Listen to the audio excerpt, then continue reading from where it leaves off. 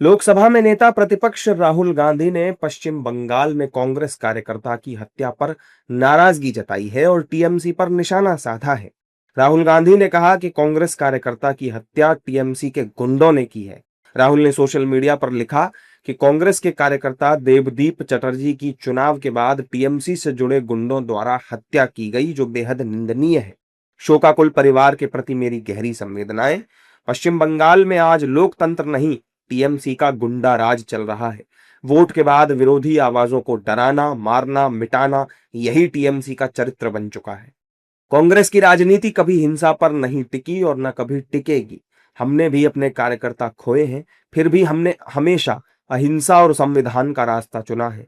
यही हमारी विरासत है, यही हमारा संकल्प है। राहुल गांधी की इस पोस्ट पर राजनीति भी शुरू हो गई। एनडीए के नेता कह रहे हैं कि राहुल गांधी की मानसिकता ही ठीक नहीं है, क्योंकि वो कभी मोदी जी के खिलाफ बोलते हैं और अब टीएमसी के खिलाफ बोल रहे हैं। राहुल गांधी आजकल मानसिकता उनकी भी ठीक नहीं है।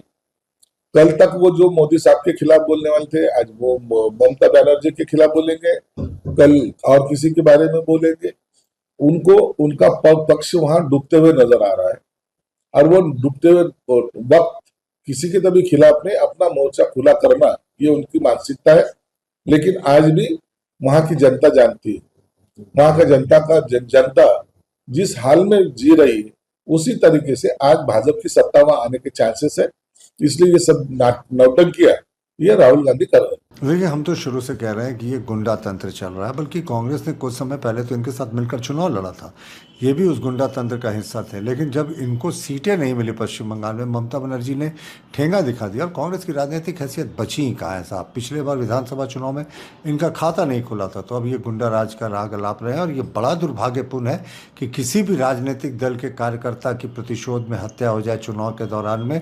तो ये तो एक रूड अवेकनिंग कॉल है राजीव गांधी जी और उनके, माफ़ कीजिएगा, राहुल गांधी जी और उनके साथियों के लिए, कि बंगाल जो है अब वो हिंसा का लैंड बन गया है। हमारी समझ से राहुल गांधी जी को जब बोलना था तो बोला नहीं।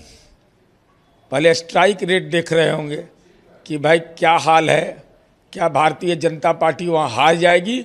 उनको ये वो आश्वस्त हो गए कि भारतीय जनता पार्टी चुनाव जीत रही है, तो टीएमसी के मत्थे ठीकरा फोड़ा और कहा कि पिंड छुड़ाओ इससे। राहुल गांधी ने मांग की है कि सभी दोषियों की तत्काल गिरफ्तारी हो, उन्हें कड़ी सजा मिले और देवदीप के परिवार को पूरी तरह से सुरक्षा और मुआवजा सुनिश्चित किया जाए।